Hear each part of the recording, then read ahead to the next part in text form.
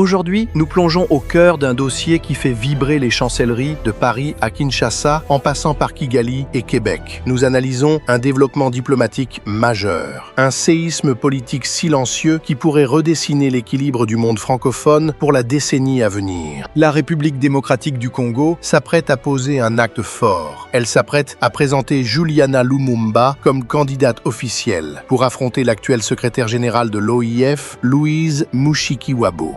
Entendez-moi bien, ce n'est pas une simple élection de plus dans une organisation multilatérale. Non, c'est de la pure géopolitique. C'est une bataille pour l'âme de la francophonie, l'héritage et le symbole. Revenons un instant sur ce nom, Lumumba. Pour quiconque connaît l'histoire du continent, ce nom n'est pas qu'un patronyme, c'est un manifeste. Juliana Lumumba est la fille de Patrice Lumumba, le premier ministre du Congo indépendant en 1960. Son père est devenu le symbole universel de la souveraineté africaine, du refus de la soumission, et ce, au prix de sa propre vie. Son assassinat, survenu dans les zones d'ombre de la crise congolaise, reste une plaie ouverte dans la mémoire collective. Aujourd'hui, porter ce nom, c'est porter une charge émotionnelle et politique immense sur l'ensemble du continent. Mais attention, il serait réducteur de ne voir en elle qu'une fille d'eux. Juliana Lumumba a son propre parcours, dense et exigeant. Ancienne ministre de la Culture et des Arts en RDC, elle a navigué dans les eaux complexes des institutions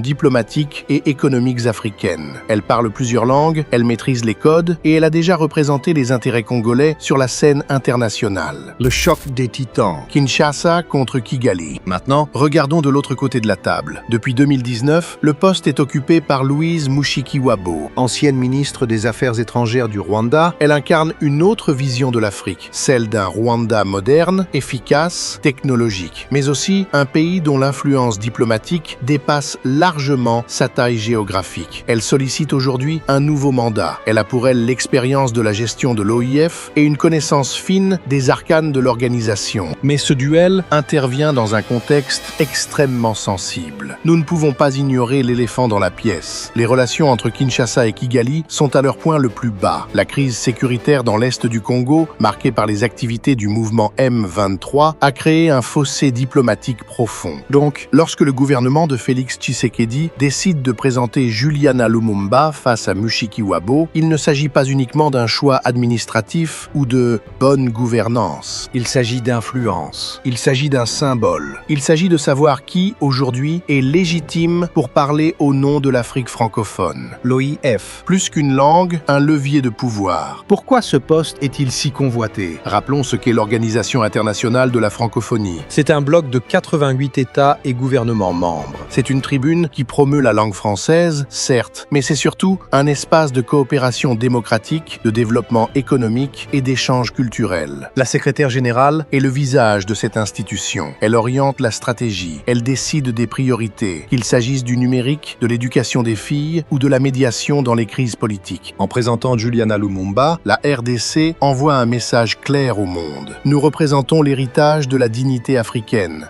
Nous sommes le premier pays francophone au monde par sa population et il est temps que notre leadership se reflète dans nos institutions. La stratégie contre l'émotion. Cependant, le symbole suffit-il à gagner une élection multilatérale? La diplomatie, la vraie, repose sur les alliances et parfois sur des compromis pragmatiques. Louise Mushikiwabo est une diplomate de carrière. Elle a passé 4 ans à tisser des liens solides. En Europe, au Canada, en Asie, elle a su se rendre indispensable auprès des grands bailleurs de fonds de l'organisation. Elle a promu des initiatives en faveur de la jeunesse et du numérique qui ont séduit de nombreuses capitales. Cette élection ne sera pas émotionnelle, elle sera stratégique. La question que nous devons nous poser est la suivante. Le Congo peut-il rassembler suffisamment de soutien parmi les 88 membres? Faites le calcul avec moi. De nombreux pays africains votent, mais ils ne forment pas un bloc monolithique. La France, pilier historique, reste extrêmement influente et pèse de tout son poids dans les négociations. Le Canada, deuxième contributeur, regarde de près les questions de droits de l'homme et de gouvernance. Les pays d'Afrique du Nord, le Maroc, la Tunisie ont leurs propres agendas. Même les petits États insulaires ont un vote qui compte autant que celui des géants. Le résultat final dépendra de négociations discrètes dans les couloirs feutrés des sommets. Il dépendra d'équilibres politiques complexes. Les enjeux pour l'avenir. Si Juliana Lumumba l'emporte, ce sera une révolution. Pour le Congo, ce serait un prestige diplomatique immense. Cela prouverait que le pays n'est pas seulement un territoire associé aux conflits et aux crises humanitaires, humanitaire, mais un acteur de premier plan, capable d'exporter du leadership. Pour le président Tshisekedi, ce serait une victoire politique majeure à l'échelle internationale. À l'inverse, si elle ne gagne pas, sa candidature aura déjà envoyé un signal, celui d'un Congo qui ne veut plus être un simple spectateur de la francophonie, mais un moteur. Pour le Rwanda, une réélection de Mushikiwabo viendrait consolider l'image d'un pays stable, influent, capable de maintenir ses cadres au sommet des organisations mondiales malgré les tempêtes régionales.